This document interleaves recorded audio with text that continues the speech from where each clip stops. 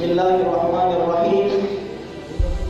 Uhayyikum bitahiyyatil Islam, tahiyatan min ahlil jinan, wa tahiyyatuhum fiha salam. Salamun qawlan bir rabbir rahim. Assalamu alaikum warahmatullahi wabarakatuh.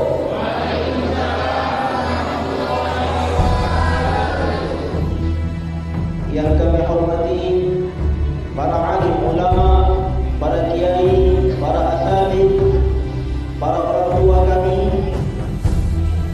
dan yang kami hormati segenap pengurus Masjid Al-Kahfi, serta bapak-bapak, ibu-ibu, saudara-saudari yang mulia dan dimuliakan oleh Allah Subhanahu wa taala.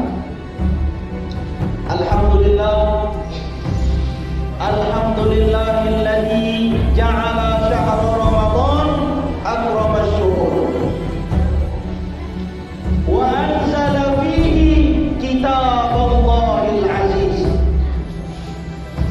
wa ja'ala min layalihi lailatal qadri khairum min alfi syahrin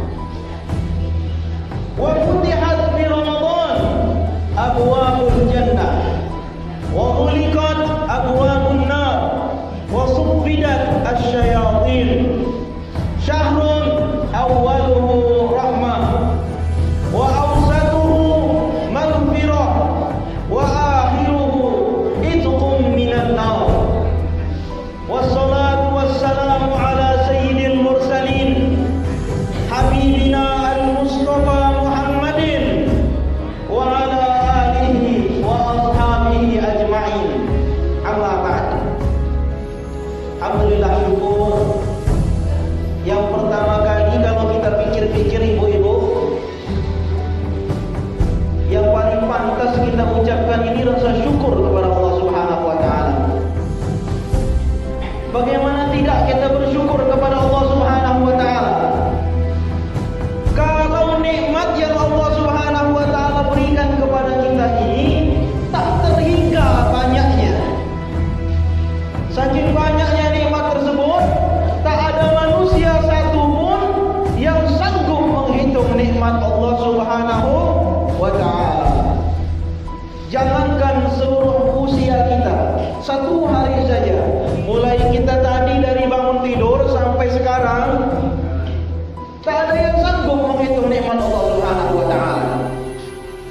Ini selayaknya dan sepantasnya menjadikan kita untuk senantiasa bersyukur kepada Allah Subhanahu wa taala.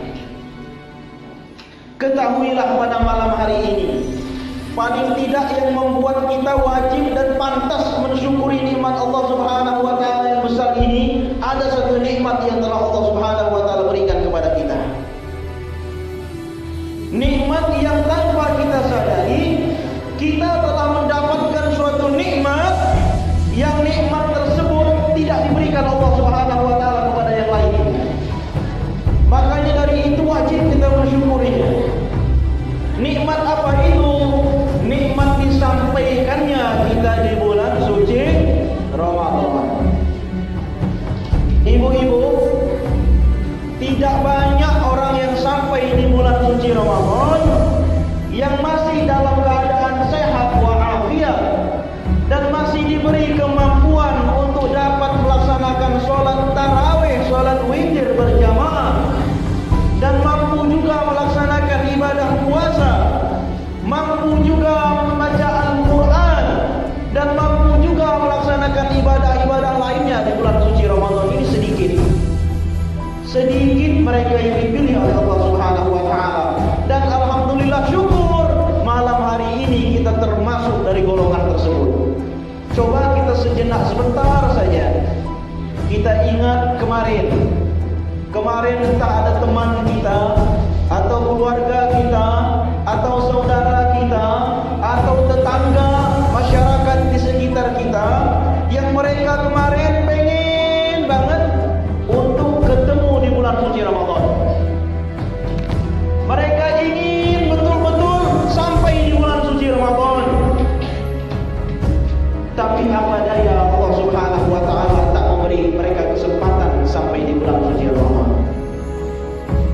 Atau juga ada mereka yang diberi Allah kesempatan sampai di bulan suci Ramadan, tapi tak diberi nikmat sehat wa'afiyah.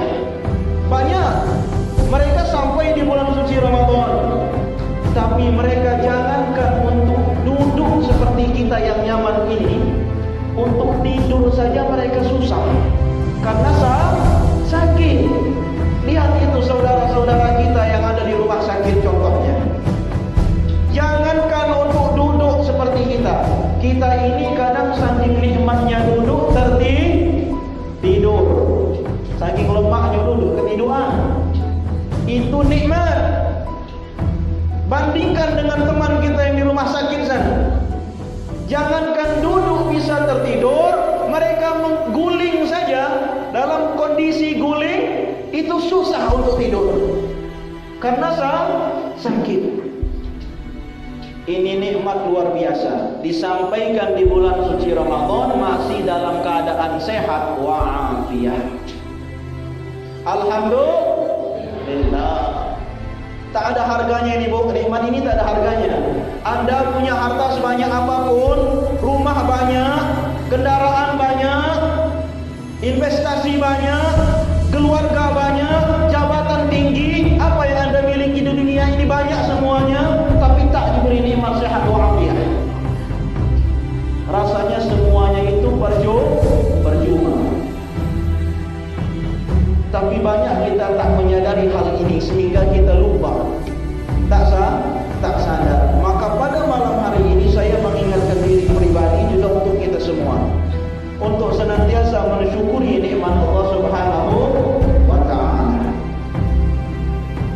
Ketahuilah kenapa kita harus bersyukur, karena kita ini hidupnya ingin bahagia.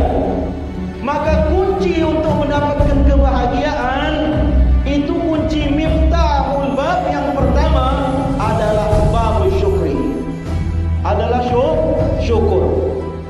Kita ingin bahagia di akhirat nanti, maka pandai-pandailah dari dunia ini mulai bersyukur.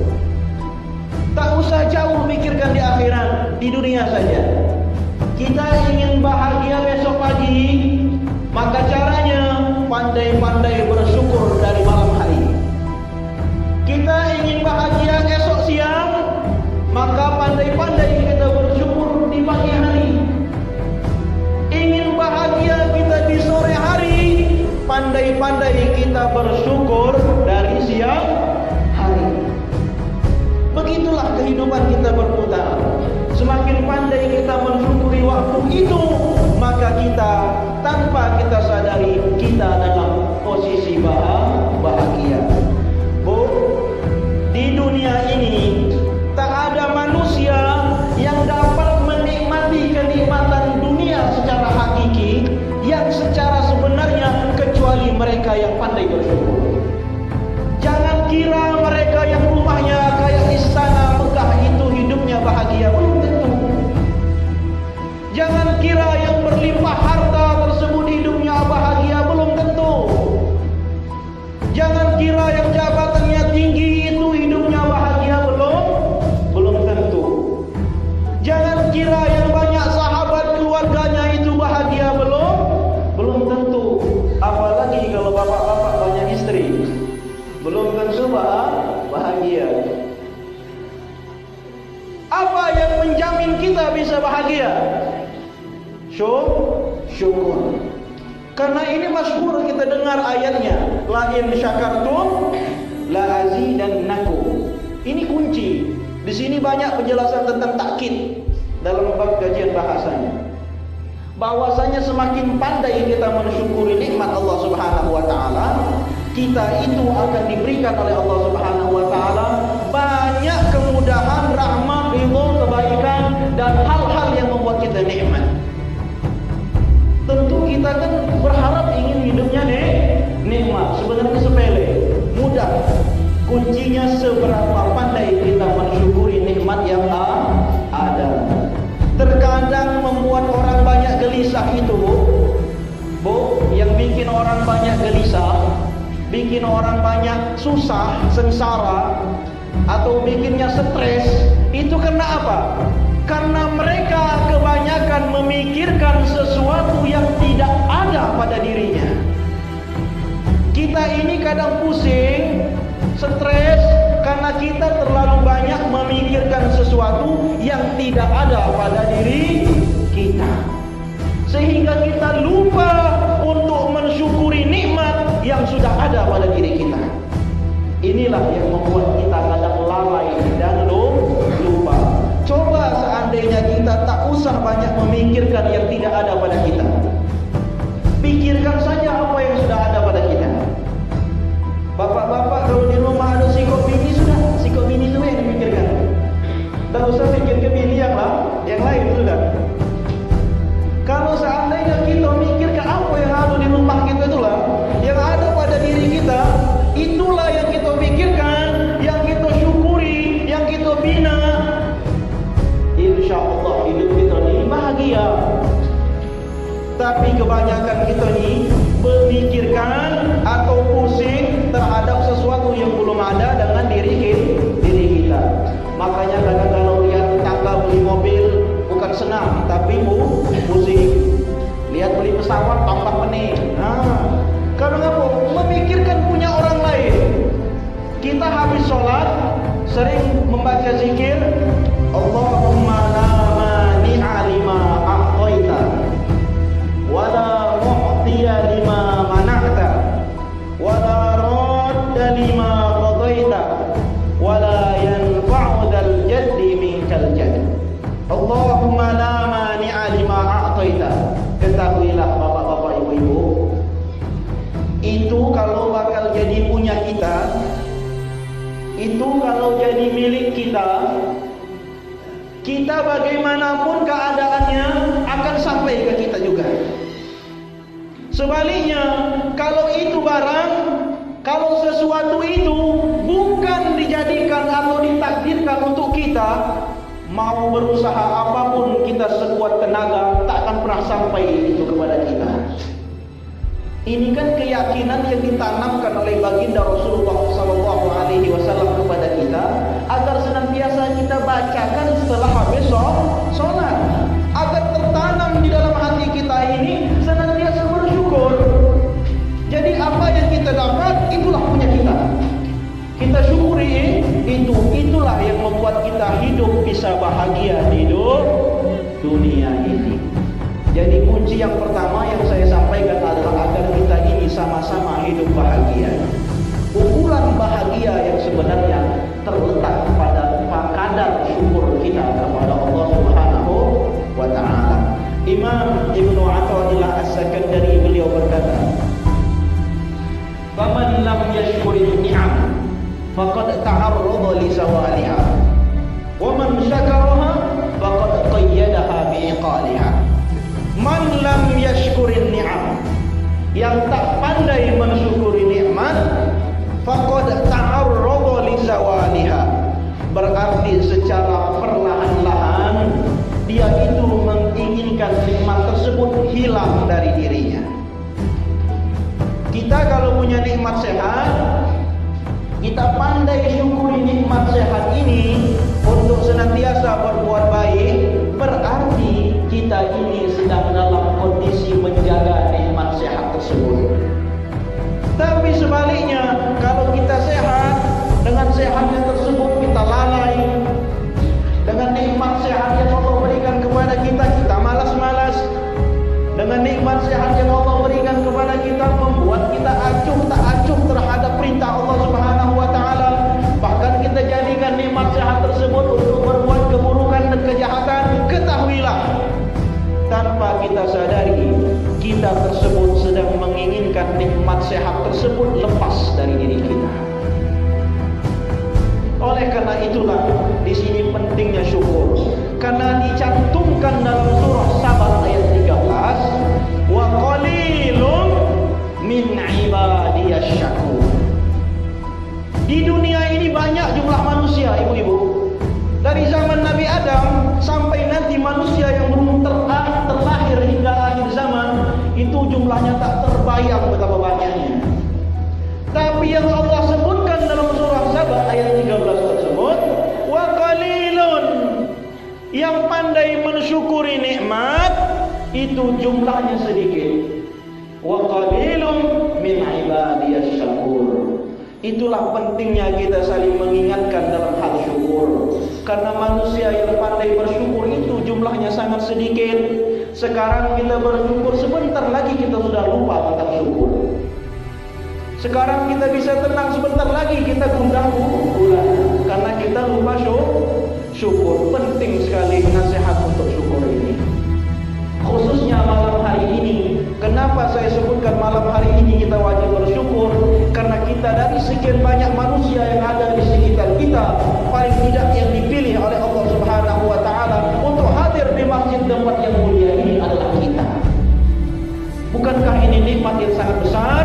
Ini nikmat tak ada nilainya kalau kita bandingkan dengan apa yang ada di dunia ini.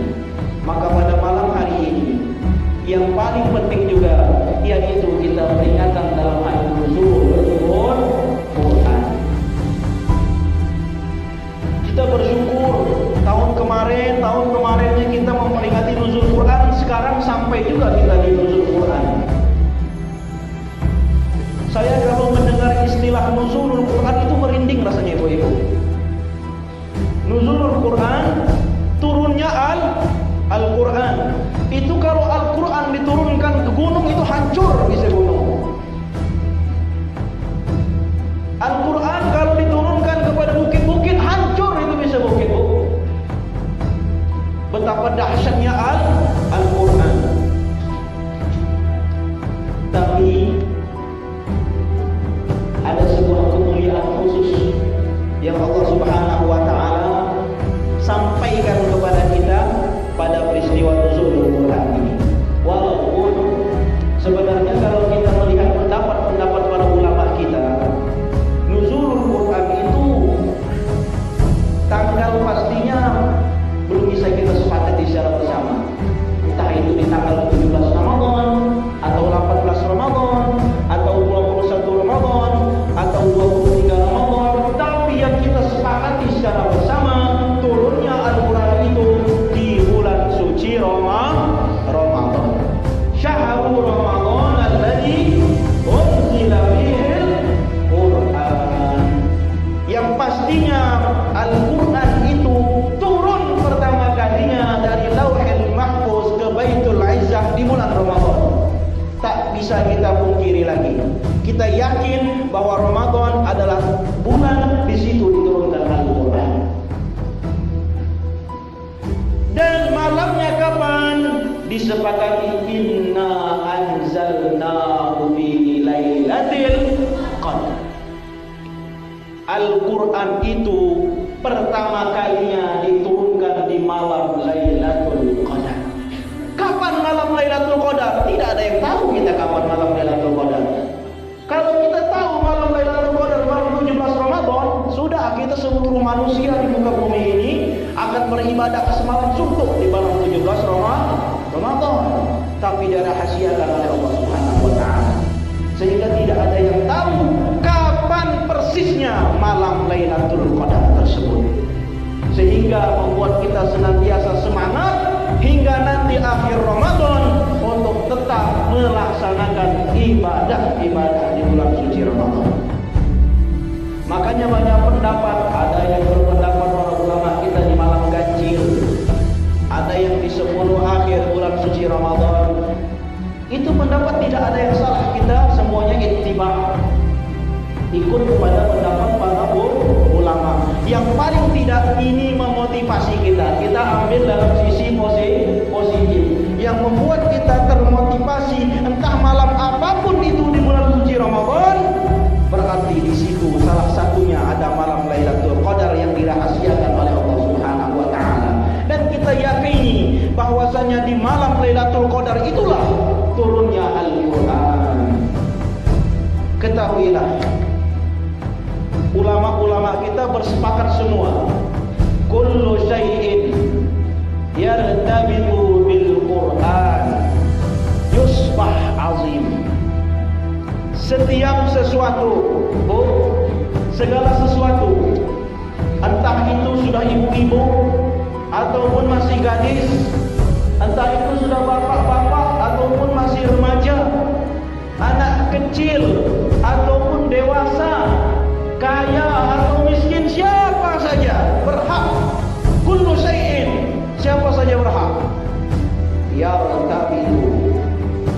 yang dia terikat dengan Al-Quran, yang dia senantiasa terpaut dengan Al-Quran, yang dia senantiasa bersama Al-Quran, mempelajari, melantunkan, mengkaji, mengamalkan Al-Quran, yusbah azim, maka dia akan menjadi mulia.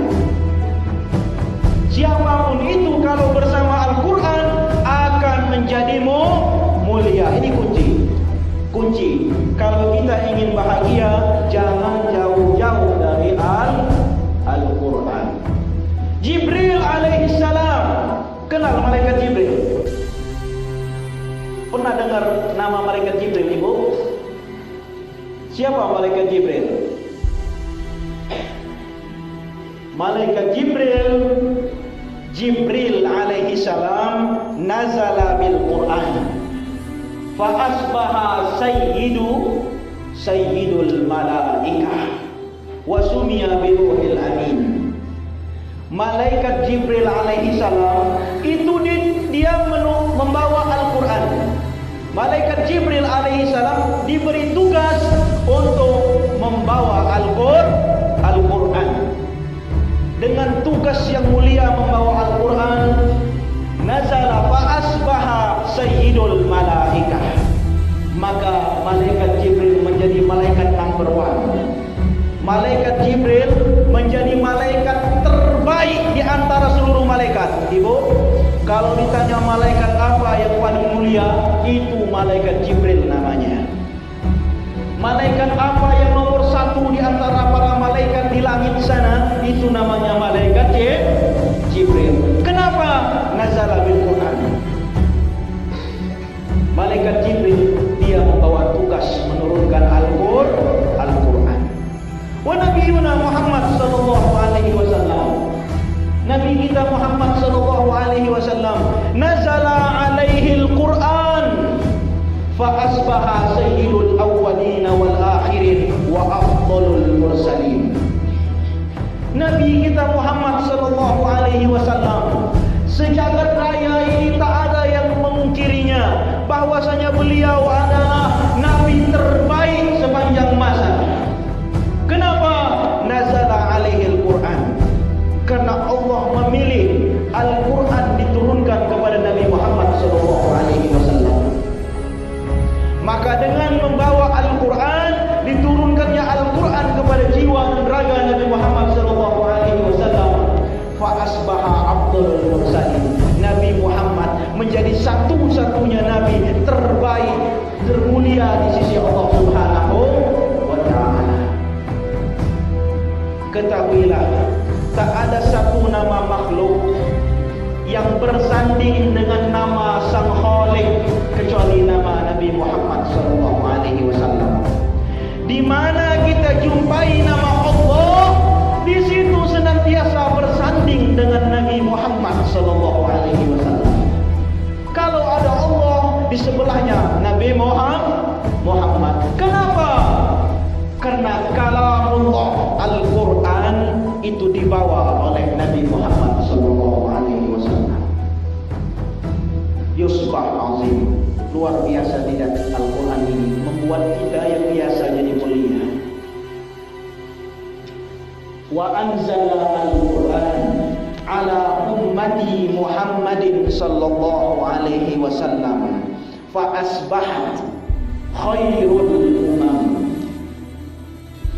Kalau Al-Quran ini dan Al-Quran ini telah diturunkan kepada kita umat Nabi Muhammad sallallahu alaihi wasallam, fa asbahat khairul umam, maka jadilah kita ini umat terbaik sepanjang masa. Ibu, kalau kita buka cerita-cerita tentang umatnya Nabi Daud, Nabi Isa, Nabi Musa, Nabi Isa, Nabi Ibrahim, itu umatnya usianya panjang-panjang. Umur mereka panjang. Ada yang 100, 200, 300, 500, bahkan ada yang sampai 1000 tahun usianya. Umurnya panjang. Fisik mereka, kekuatan mereka jauh lebih kuat dari kita. Mereka punya postur badan yang lebih tinggi, lebih kekar, lebih besar dari kita, lebih kuat dari kita. Saking kuatnya mereka itu, rumah mereka di umat-umat terdahulu itu gunung-gunung yang terbuat dari batu. Mereka pahat itu gunung-gunung, mereka jadikan rumah. Luar biasa tidak kekuatan mereka, tak sebanding dengan kekuatan kita. Kekayaan, jangan tanyakan kekayaan umat-umat terdahulu itu. Kita kenal Qarun, bagaimana banyaknya hartanya. Jabatan, jangan tanyakan tentang umat-umat terdahulu jabatannya. Kita kenal dengan Fir'aun, yang saking dia rajanya mengaku sebagai Tuhan. Tak sebanding kita dengan mereka, tapi mereka tidak disebut sebagai umat terbaik. Malah kita yang disebut umat terbaik. Padahal kita ini banyak kekurangan. Usia pendek, paling banyak 100 tahun usia di zaman sekarang Pak. Sudah susah nyari wong yang usianya 100 tahun. Ada yang isinya usia 100 tahun. Ganti ini. Ibu 80 tahun ada? Ganti 70? Belum. Nah, insyaallah sampai ya ganti belum. Nah, usia kita ni pendek-pendek, fisik pendek juga fisik kita. Lah kecil, lemah pula. Tidak kuat pula kita. Lemah galau, tapi dipilih oleh Allah Subhanahu wa taala. Inilah umat terbaik. Kenapa? Nazala al-Qur'an ala ummati Muhammad sallallahu alaihi wasallam. Karena Al-Qur'an diturunkan kepada kita umat Nabi Muhammad sallallahu alaihi wasallam. Alhamdulillah. Bu, Nabi Allah Musa alaihi salam. Kenal Nabi Musa? Musa, kita sering dengar namanya Nabi Allah Musa alaihi salam. Beliau itu mendapatkan gelar Kalimullah, seorang nabi yang berkomunikasi secara langsung kepada Allah Subhanahu wa taala. Apa kurangnya Nabi Allah Musa alaihi salam? Beliau seorang nabi, beliau seorang rasul, diturunkan kitabnya Allah kepada beliau. Beliau juga seorang kalimullah. Beliau seorang yang kuat, gagah perkasa, yang mukjizatnya dapat membelah lautan. Luar biasa banyak kelebihan Nabi Allah Musa alaihi salam. Tapi beliau berdoa minta dijadikan umatnya Nabi Muhammad sallallahu alaihi wasallam. Seorang nabi, seorang rasul yang sudah pasti masuk surga, itu berdoa minta dijadikan umatnya Nabi Muhammad sallallahu alaihi wasallam. Kita tidak meminta dijadikan Allah umat Nabi Muhammad sallallahu alaihi wasallam. Bersyukur tidak? Bersyukur. Kenapa Nabi Allah Musa minta jadikan umat Nabi Muhammad? Nazala ala ummati Muhammad sallallahu alaihi wasallam Al-Qur'an. Karena diturunkan kepada kita Al-Qur'an. Inilah yang membuat Nabi Musa alaihi salam tertarik untuk menjadi umatnya Nabi Muhammad sallallahu alaihi wasallam. Bulan Ramadan. Ada apa dengan bulan Ramadan?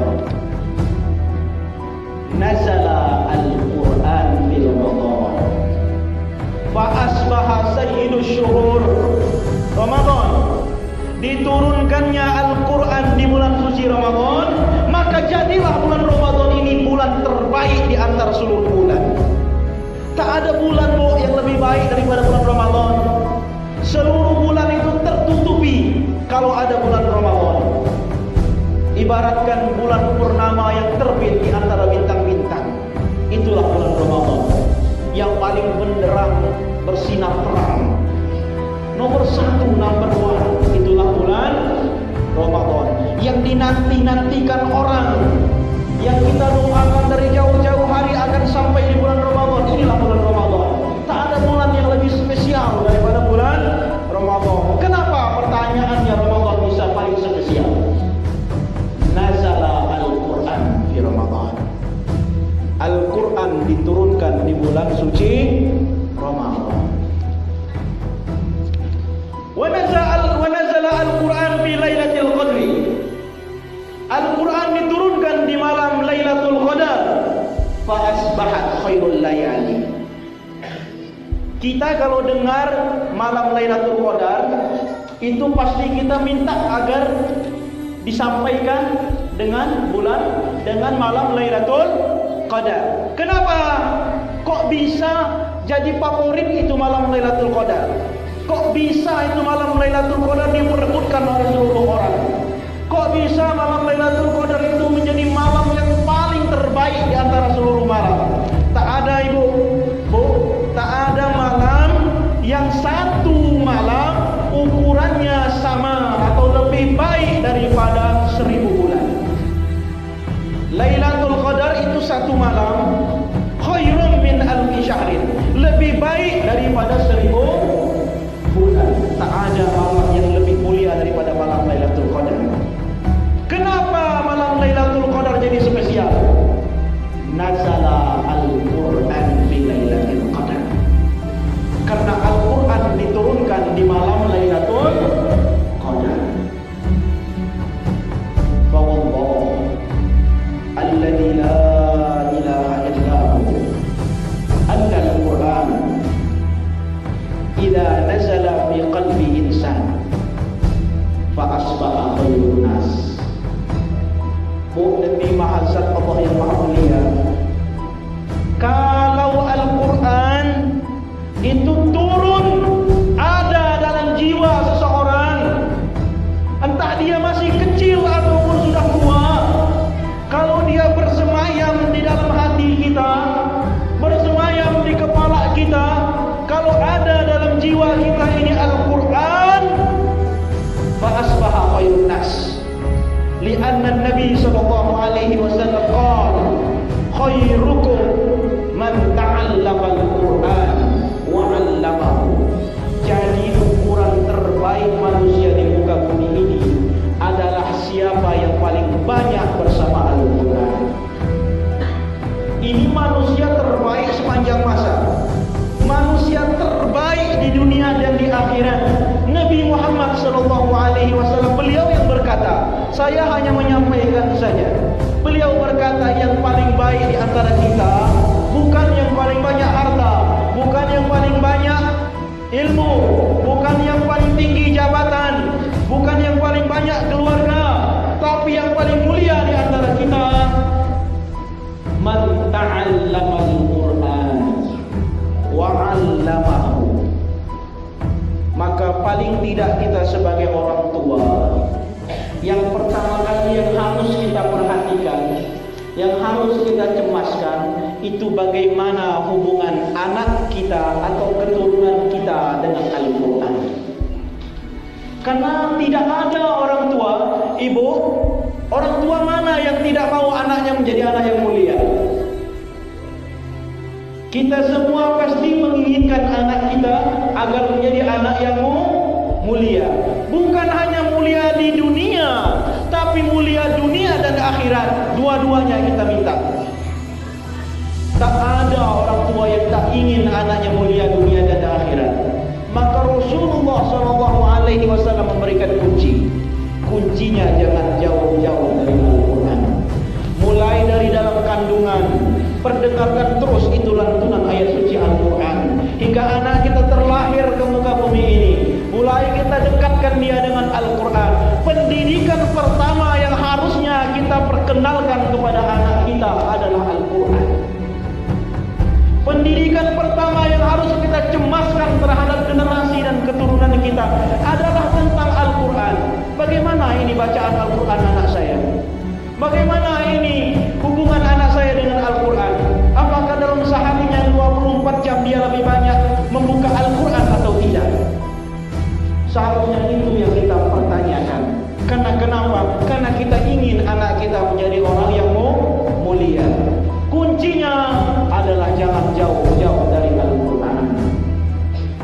Ketahuilah, khairul ayyam wa khairul awqat, sebaik-baik waktu, sebaik-baik hari, alladhi ma'al Quran, wa hadal yawm afdal yawm bisababi nahnu ma'al Quran. Ketahuilah, kita hidup 24 jam dari pagi sampai malam ini, Bu. Dari tadi pagi kita melek mata kita, bangun dari tidur sampai sekarang ini, kira-kira ingat dulu. Di waktu mana yang kita paling banyak bersama dengan Quran? Apa tadi pagi, apa tadi siang, apa malam ini? Di waktu mana lah kira-kira? Nah, waktu itulah yang disebut sebagai waktu terbaik dalam usia kita hari ini. Kalau waktu malam ini adalah waktu kita terbanyak mengkaji tentang Al-Quran, maka mudah-mudahan waktu inilah menjadi waktu terbaik kita dalam satu hari ini. Maka pada ayat pertama yang diturunkan oleh Allah Subhanahu wa taala kepada kita di muka bumi ini adalah berbunyi lafaz Iqra. Iqra. Apa arti Iqra? Baca. Berarti perintah pertama yang diberikan kepada kita ini agar kita ini pandai-pandai membaca. Khususnya membaca Al-Quran. Kenapa baginda Rasulullah sallallahu alaihi wasallam bersabda, "Afdalu ibadati ummati tilawatul Quran." Dari sekian banyak, paling utamanya amal ibadah yang kita lakukan. Amal ibadah kita ini banyak. Tapi dari sekian banyak amal ibadah, di antara yang disebut paling utama, paling afdalnya amal ibadah itu di antaranya adalah tilawatul Quran. Membaca Al-Quran. Kenapa harus membaca Al-Quran? Iqra'ul Quran fa innahu ya'ti yaumal qiyamah syafi'an li ashabihi. Kita diperintahkan untuk banyak-banyak baca Quran. Kenapa? Karena nanti Al-Quran akan jadi penolong kita, pemberi syafaat kita di hari kiamat nanti. Bu, kalau kita pikir-pikir sebentar, Pak,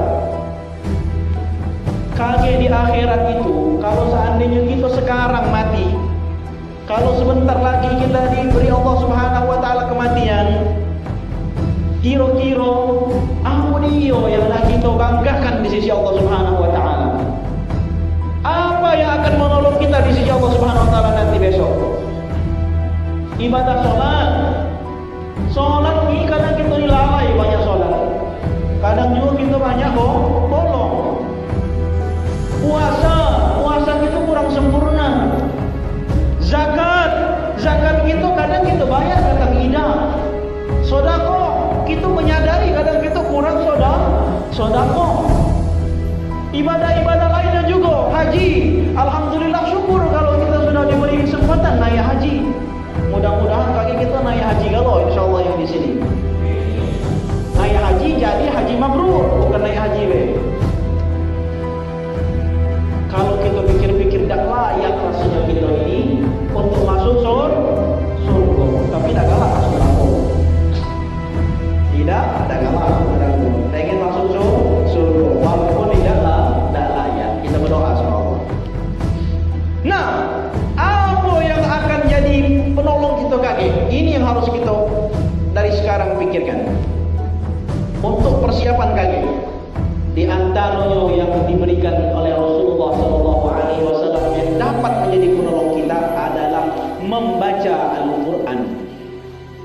Seberapa banyak kita membaca Al-Quran? Iqra'ul Quran. Perintahnya baca Quran. Baca Quran semaksimal kita, sebisa kita. Tak baca lancar, berusaha. Walaupun terbata-bata, yang penting kita baca Quran dan berusaha untuk belajar membuat bacaan kita semakin bagus. Kenapa? Karena kaget yang kita baca ini akan menjadi penolong kita di akhirat kaget. Amin Allahumma amin. Perintah juga dalam membaca Al-Quran, aktiru min tilawatil Quran fi buyutikum. Perintahnya baca Quran itu banyak-banyak di antaranya dalam rumah kita. Fi buyutikum. Bu, rupanya perintah suruh banyak baca Quran ini antara di dalam rumah kita. Ngapa dalam rumah kita? di sana terdapat nilai pendidikan khusus. Paling tidak kita mengawali pendidikan keluarga kita itu dari dalam rumah. Kita ajarkan keluarga kita itu dari rumah, pendidikan fondasi awal. Sebelum keluarga anak keturunan kita keluar dari rumah, sudah kita ajarkan pendidikan dalam rumah. Apa perintah Rasulullah? Kita sebagai orang tua diperintahkan untuk banyak-banyak melantunkan Al-Quran di dalam rumah kita. Ini pendidikan secara tak langsung kita mengajarkan kepada istri kita, anak kita, siapapun yang ada dalam rumah, agar kita cinta dan senantiasa melantunkan Al-Quran. Fa innal baita, rumah, alladzi la yuqra'u fihi al-Quran. Kalau ada rumah yang rumah itu tidak dibacakan Quran di dalamnya, yakillu khairuhu wa yakthuru syarruhu wa yadhiqu ala ahli. Kadang pernah kita masuk rumahnya besar, tapi rasa tak nyaman, sumpah tak tenang. Rasa kok rumah ini bikin kita nak pengen cepat-cepat keluar, padahal rumahnya besar, luas. Pertanyakan itu rumah, sudah seberapa banyak itu rumah dibacakan Quran? Kalau rumah jarang dibacakan Quran, kata Rasul, yakillu khairuhu, dipastikan rumah itu sedikit keberkahan dalam rumah tersebut, sedikit kebaikan. Kalau sedikit kebaikan berarti yakthuru syarruhu, akan banyak di situ keburukan.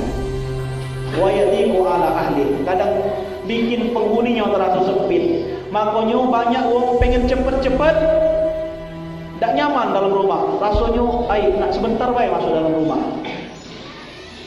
Tak nyaman. Nyamanlah dia di warung kopi, nyamanlah dia nongkrong di jalan, nyamanlah dia keluyuran di jalan, daripada tinggal di rumah. Nah, kalau ada rumah macam itu, coba tengok sudah seberapa banyak dibacakan Al-Quran. Kalau saya ceritakan tentang Al-Quran ini luar biasa dahsyatnya Al-Quran. Paling tidak malam hari ini, Pak, saya ceritakan untuk nasihat kita bersama. Satu kisah lah paling tidak penutupnya. Satu kisah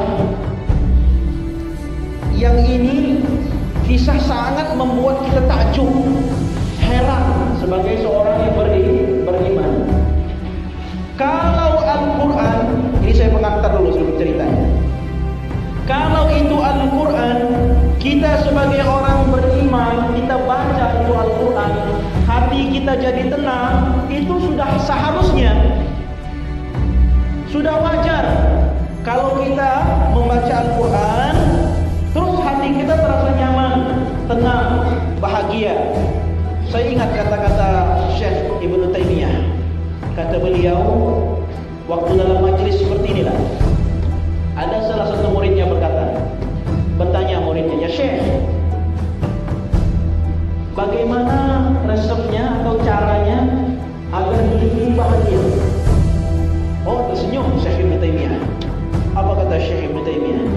Banyak-banyak baca Quran.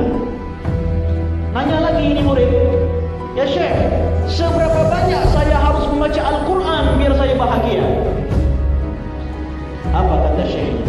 Sebanyak kebahagiaan yang engkau inginkan, sebanyak itu jugalah engkau harus membaca Al-Quran. Kita kalau baca Quran bahagia, wajar. Ada juga yang lebih dari itu, lebih rendah sedikit, yaitu mendengar Al-Quran. Kalau yang membaca Al-Quran terus dia bahagia, itu wajar. Tapi ini juga ada yang mendengar Al-Quran ikut bahagia gitu. Kalau dia orang beriman, wajar. Innamal mu'minuna alladzina idza dzukirallah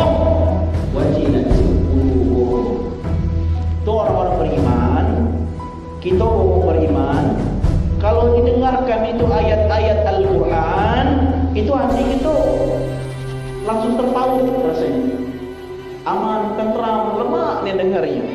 Itu wajar orang beriman. Tapi kalau orang tak beriman, orang kafir, kira-kira wong kafir bu, kalau dengar Quran, menurut kalian bisa tenang tak mereka? Orang kafir, kalau dimendengarkan Al-Quran ke telinga mereka, tenang tak kira-kira hati mereka? Ini terjadi sebuah peristiwa yang maha dahsyat.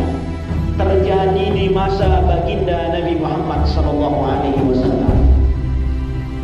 Pada suatu malam, itu setiap malam baginda Rasulullah SAW senantiasa dia membaca lantunan ayat suci Al-Quran. Ada 3 pembesar orang kafir. Abu Sufyan yang waktu itu belum masuk Islam, Abu Lahab, dan satu lagi Al-Akhnas bin Suraik. Ini 3 orang ini pembesar-pembesar semua, kepala-kepalanya bukan kafir. 3 orang ini pada suatu malam, mereka ini bukan berkumpul tapi terpisah, beda-beda di rumahnya masing-masing. Suatu malam mereka ini terasa gundah, gelisah. Ngapa gelisah? Karena sudah lama tidak mendengar lantunan ayat suci Al-Quran dari mulutnya Rasulullah SAW. Ini orang kafir, pembesar-pembesar kafir. Lama tidak dengar lantunan ayat suci Al-Quran, tak ajak tidur semalaman itu. Susah dia, gelisah, pengen, rasanya rindu, pengen dengar lantunan ayat suci Al-Quran. Akhirnya mereka keluar dari rumah, datang ke tempatnya Rasulullah SAW secara diam-diam. Secara diam-diam datang ke tempat Rasulullah, mojok mereka. Ada yang di pojok situ, ada pojok situ, ada yang di pojok situ. Tidak janjian ini, tidak janjian mereka. Mereka ini datang secara sendiri dan mereka tidak sadar bahwasanya mereka bertiga ini pada malam itu bersamaan datangnya, tak sadar karena beda-beda pojoknya, ada di situ, ada di situ, ada di situ, beda. Datang untuk apa datangnya? Cuma hanya ingin mendengar bacaan lantunan ayat suci Al-Quran dari baginda Rasulullah SAW. Cuma itu aja. Karena ngapa? Rindu, bu. Kalau sudah rindu, pengen dengar ayat suci Al-Quran, dah yang lain tinggal kan? Baca orang Palembang ya, ibaratnya kita orang Palembang pergi keluar kota atau keluar Indonesia ini, banyak kan? Lama sebulan 2 bulan, tak katik di sana pempek. Langsung asam rasanya mulut kan? Pengen makan pempek. Dicari di mana lah jualan pempek, tak katik, susah nyarinya. Pas nyampe di Palembang, dah seharian makan pempek lah. Bohongi makan pempek, kan nggak mau rindu. Lalamu tidak makan pempek. Itu kalau Palembang contohnya kan. Nah ini Rasulullah, ini para orang-orang kafir Quraisy. Orang kafir, itu juga mereka.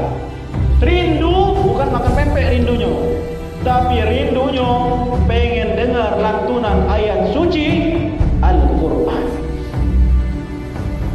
Orang kafir ini, bukan orang muslim, orang kafir, pembesar pula.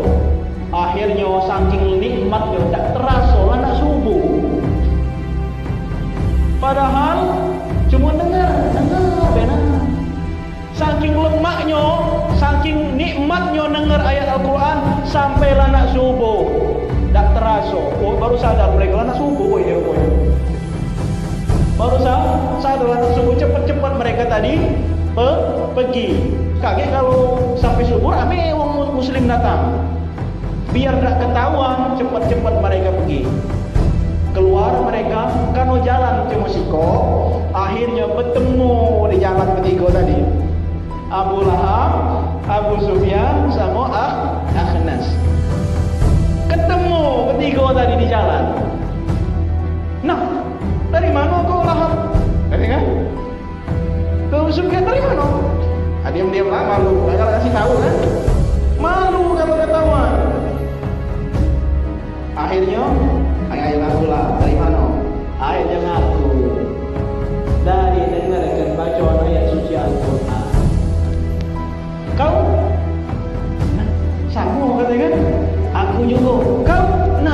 rupanya tiga-tiganya disambung. Lagi rindu kalau pengen dengarkan lantunan ayat Al-Quran. Oh, kafir ini. Ay, katanya kalau cak ini bahaya ini. Kalau ketahuan kawan-kawan kita yang lainnya kafir, ketahuan ngomong kafir lain, bahaya ini, bahaya. Cukup sampai malamnya sudah. Jangan sampai lagi kita ulangi ini peristiwa. Walaupun kita ini sebenarnya mengingkari Al-Quran, tapi dalam hati mereka tu tidak bisa dibohongi, mereka tu takjub dengan Al-Quran.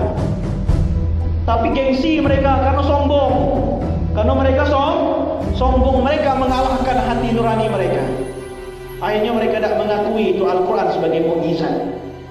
Tapi hati kecil mereka tetap merasa Al-Quran itu sesuatu yang menakjubkan. Akhirnya mereka berjanji tak galak lagi mengulanginya. Berjanji sudah. Malam pertama tadi berjanji tak galak mengulanginya lagi. Malam besoknya diulanginya lagi. Malam besoknya ulang rupanya. Tak ajak tidur malam besok itu. Masih kepikiran rasa pempeknya tadi, lemaknya. Bukan pempek, tapi lantunan ayat suci Al-Quran. Masih terniang-niang di telinga mereka tadi. Lemah dia dengarkan lantunan ayat suci Quran. Susah nak tidur. Akhirnya berani ke diri lagi, ingkari janji lagi. Datang diam-diam lagi ke tempat Rasulullah. Cara diam-diam ngintip. Masih di pojok sama tu lah. Yang sikok pojok situ, sikoknya situ, sikoknya di pucuk situ, sama mojok. Nyangko tadi tidak barengan. Rupanya pas anak subuh, saking tak terasa nikmatnya tadi, ketemu lagi. Ketemu lagi. Pas anak subuh ketemu lagi. Uang itulah bertiga tadi. Lah ketahuan. Tak usah lagi ditanya, dah tahu masih dari tempat Nabi Muhammad ini dengan ayat suci Al-Quran. Berjanji, mulai ini sudah. Cukup 2 malam ini sudah cukup. Tak usah lagi niat, sudah berjanji. Malam besoknya wa fil lailatis salisah terulang lagi.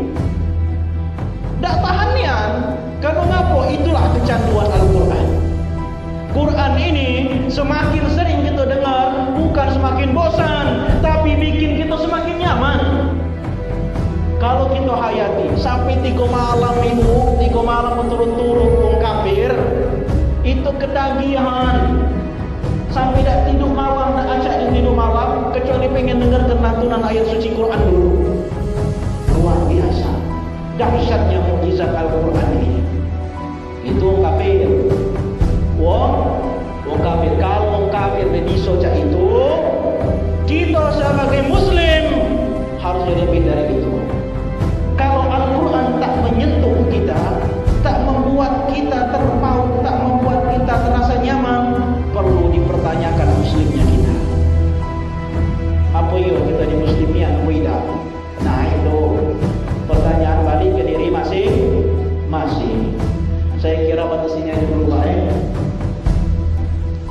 Kalau nak dijabarkan masih panjang, tak kita terasa sampai subuh. Kalau sampai subuh pecah sahabat, pecah orang kafir tadi ya. Nah, nak subuh kan. Tak terasa kan? Lupa tidur. Mudah-mudahan yang singkat ini bermanfaat.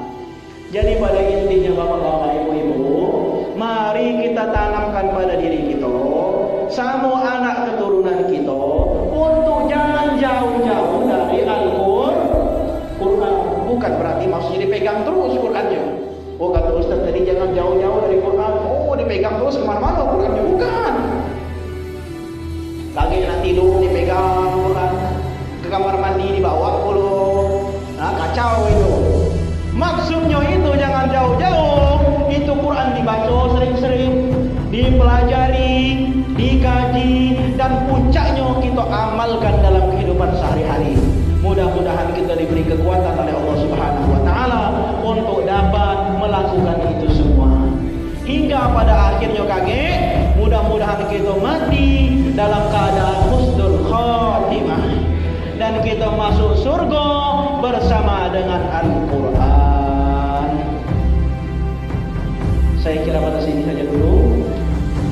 Sekiranya apa yang sampaikan tadi banyak manfaat atau kebaikan kebaikan, ketahuilah